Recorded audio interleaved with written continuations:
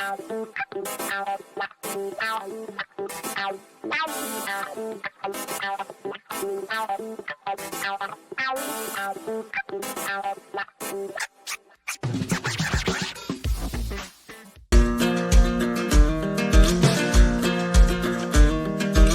back. Thom Hartmann here with you. On the line with us is Ben Jealous, the president of People for the American Way, pfaw.org, the website, visiting scholar at the Annenberg School at Penn, former president of the NAACP, former candidate for governor of Maryland, and Ben Jealous is his Twitter handle. Ben, welcome back to the program. I'm curious what I know that you're tracking a whole bunch of stuff at PFAW and you yourself as well.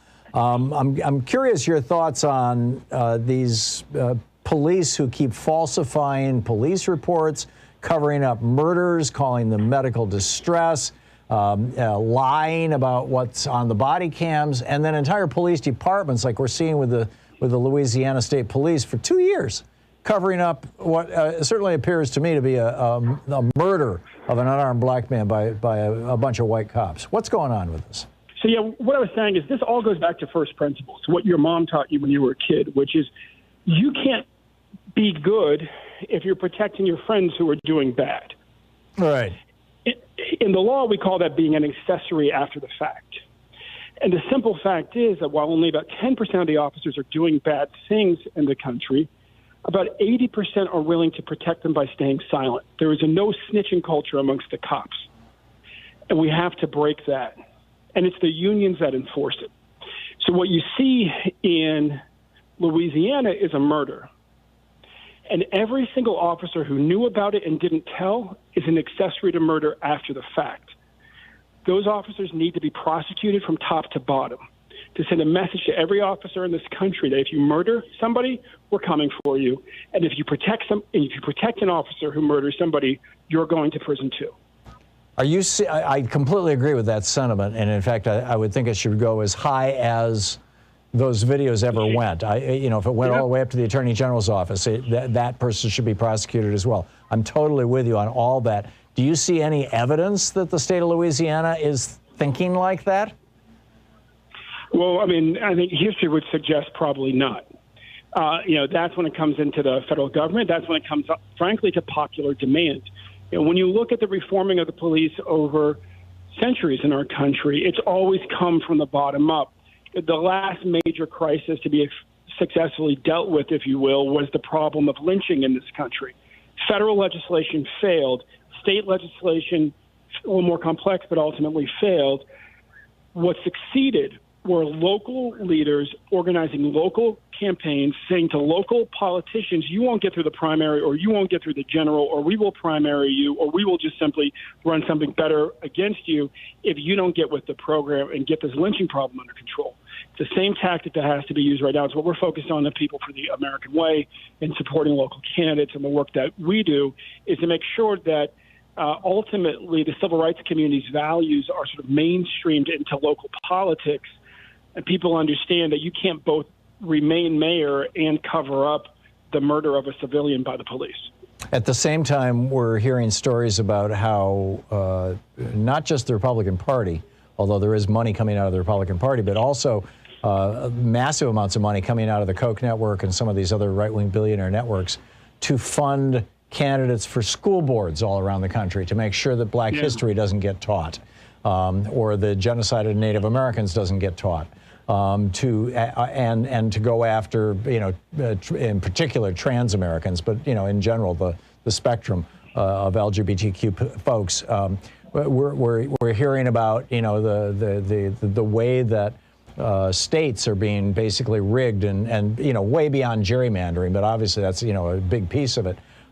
So that regardless of how the people vote, and now we're seeing this with these new voter suppression laws that have been put into place in 4 states now, where the Republicans are saying it doesn't, after the vote is done here in Georgia, we're going to take a look at that vote in Fulton County where all those black people live, and we'll just decide how many of those votes we're going to count and how many we're not going to vote, how many we're not going to count. We're going to decide what's a good ballot and what's a spoiled ballot. Yeah. I mean, that's the insanity that's happening right now. if they can do that to our vote and they can kill us with their, I mean, where do we start with all this? Well, you know, again, we have to go back to first principles. When it comes to our democracy and the voter suppression legislation that's happening to facilitate what you're talking about in places like Georgia, right? More than 300 bills, more than 40 states. The only way to really deal with that ultimately is effective federal legislation. We got to pass the For the People Act. We got to pass the John Lewis Voting Rights Act. Frankly, while we're at it, we should also make D.C. a state. But certainly H.R. 1, H.R. 4 have to get passed right away because of the crisis happening in more Which than means ends the filibuster. The country. And that means we have to end the filibuster. And that means, honestly, that we have to put maximum pressure on Biden and on Schumer to put maximum pressure on Manchin and Sinema. You know, it's easy for all of us to feel pretty powerless if it comes down to two senators from small states. We need to remember just how politics works in Washington. Ultimately, the two people who have the greatest power to put pressure on two senators is the majority leader of their party, Chuck Schumer, and the president of the United States.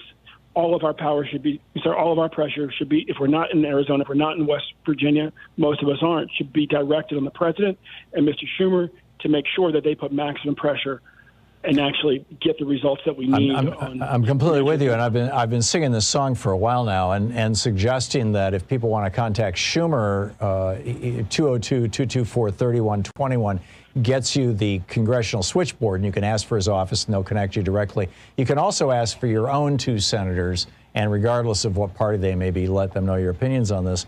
And the best way to contact the White House, apparently the comment line is spotty at best, is by going to whitehouse.gov. They've got a /contact. They've got a contact thing where you can fill it out and send it back. Does People for the American Way have tools to lean on these people? And do you know of better ways than the two that I just mentioned to put pressure on Schumer and President Biden? No, what you said is exactly spot on. We actually just sent a congressional directory to all of our million-plus members, like a physical one, because there's a lot of work each of us needs to do to make sure that our voice is heard. We at people can sign up at pfaw.org. Just give us your email, get engaged with. You're a member with us if you just take an action with us a year. It doesn't need to pay money, although we do really, frankly, build this movement off of everyday folks giving $20, $30. But the best thing right now we can do is to put pressure on Schumer, put pressure on President Biden to end the filibuster, and giving them a call the way that you suggested is exactly the perfect way to do it. Yeah. Yeah. Ben, we have 45 seconds. I know that you've got a lot on your plate. What are the other issues that People for the American Way is working on that you'd like to highlight right now? Well, it's really these two issues. Public safety and democracy are our two big issues. The main thing that we are urging people to do in their communities when it comes to public safety, which we opened up about, is to push your city to do what Ithaca is doing, which is to actually put a civilian over public safety, and then split the department into two divisions, one that is a uniformed armed division and one that is an ununiformed, unarmed set of first responder social workers to deal with that half of police work that's actually social work. That's brilliant, and it's also kind of in line with the founders' idea of putting civilians in charge of the military. I mean, it's like this is not rocket science. It's not brand new. It's Ben Jealous, the president of People for the American Way, pfaw.org. Ben Jealous on Twitter. Ben, thanks a lot for dropping by. It's great talking with you. All right, Tom.